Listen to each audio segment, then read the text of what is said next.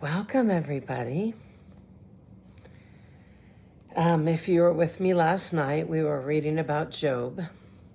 And if you're new to my channel, I read from the 1-year Chronological Bible. I decided to read the Bible in chronological order this year, something different than what I did last year. So we're reading about the book of Job, and today is January 20th. So let's begin. Eliphaz's response continues. See, we left off where Job was miserable, and his 3 friends came and sat with him, and Job finally starts talking, and his friends responded. So, Job 5:1-27. Cry for help, but will anybody answer you? Which one of the angels will help you? Surely resentment destroys the fool, and jealousy kills the simple. I have seen that fools may be successful for the moment, but then comes sudden disaster. Their children are abandoned far from help, and they are crushed in court with no one to defend them. This is what Eliphaz is saying to Job. The hungry devour their harvest, even when it is guarded by brambles. The thirsty pant after their wealth, but evil does not spring from the soil, and trouble does not sprout up from the earth. People are born for trouble, as readily as sparks fly up from a fire. If I were you, I would go to God and present my case to him. He does great things too marvelous to understand. He performs countless miracles. He gives rain for the earth and water for the fields. He gives prosperity to the poor and protects those who suffer. He frustrates the plans of schemers, so the work of their hands will not succeed. He traps the wise in their own cleverness, so their cunning schemes are thwarted. They find it as dark in the daytime as if they grope at night, or they grope at noon, as if it were night. He rescues the poor from the cutting words of the strong and rescues them from the clutches of the powerful. And so at last the poor have hope, and the snapping jaws of the wicked are shut. But consider the joy of those corrected by God. Do not despise the discipline of the Almighty when you sin, for though he wounds, he also bandages. He strikes, but his hands also heal. From 6 disasters he will rescue you. Even in the 7th he will keep you from evil. He will save you from death in time of famine, from the power of the sword in time of war. You will be safe from slander and have no fear when destruction comes. You will laugh at destruction and famine. Wild animals will not terrify you. You will be at peace with the stones of the field, and its wild animals will be at peace with you. You will know that your home is safe. When you survey your possessions, nothing will be missing. You will have many children. Your descendants will be as plentiful as grass. You will go to the grave at a ripe old age, like a sheaf of grain harvested at the proper time.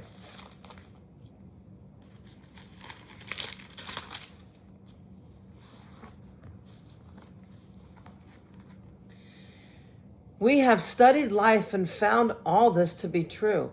Listen to my counsel and apply it to yourself. Job's second speech, a response to Eliphaz. Job 6:1-7-5. Then Job spoke again. If my misery could be weighed and my troubles be put on the scales, they would outweigh all the sands of the sea. That is why I spoke impulsively, for the Almighty has struck me down with his arrows. Their poison infects my spirit. God's terrors are lined up against me. Don't I have a right to complain? Don't wild donkeys bray when they find no grass, and oxen bellow when they have no food? Don't people complain about unsalted food? Does anyone want the tasteless white of an egg? My appetite disappears when I look at it. I gag at the thought of eating it. Oh, that I might have my request, that God would grant my desire. I wish he would crush me. I wish he would reach out his hand and kill me. At least I can take comfort in this. Despite the pain, I have not denied the words of the Holy One. But I don't have the strength to endure. I have nothing to live for. Do I have the strength of a stone? Is my body made of bronze? No, I am utterly helpless, without any chance of success. One should be kind to a fainting friend, but you accuse me without any fear of the Almighty. My brothers, you have proved as unreliable as a seasonal brook that overflows its banks in the spring, when it is swollen with ice and melting snow. But when the hot weather arrives, the water disappears and the brook vanishes in the heat. The caravans turn aside to be refreshed, but there is nothing to drink, so they die. The caravans from Tema search for this water. The travelers from Sheba hope to find it. They count on it, but are disappointed. When they arrive, their hopes are dashed. You too have given no help. You have seen my calamity, and you are afraid. But why? Have I ever asked you for a gift? Have I begged for anything of yours for myself? Have I asked you to rescue me from my enemies, or to save me from ruthless people? Teach me, and I will be quiet. Show me what I have done wrong. Honest words can be painful, but what do your criticisms amount to? Do you think your words are convincing when you disregard my cry of desperation? You would even send an orphan into slavery or sell a friend? I mean, come on, look at me. Would I lie to your face? Stop assuming my guilt, for I have done no wrong. Do you think I'm lying? Don't I know the difference between right and wrong? Is not all human life a struggle? Our lives are like that of a hired hand, like a worker who longs for the shade, like a servant waiting to be paid. I, too, have been assigned months of futility, long and weary nights of misery. Lying in bed, I think, when will it be morning? But the nights drag on, and I toss until dawn. My body is covered with maggots and scabs. My skin breaks open, oozing with pus. Oh. Job cries out to God. Job 7:6-21. My days fly faster than a weaver's shuttle. They end without hope. Oh God, remember that my life is but a breath, that I never again feel happiness. You see me now, but not for long. You will look at me, but I will be gone. Just as a cloud dissipates and vanishes, those who die will not come back. They are gone forever from their home, never to be seen again. I cannot keep from speaking. I must express my anguish. My bitter soul must complain.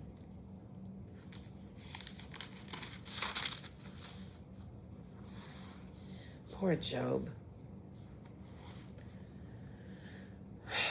Am I a sea monster or a dragon that you must place me under guard?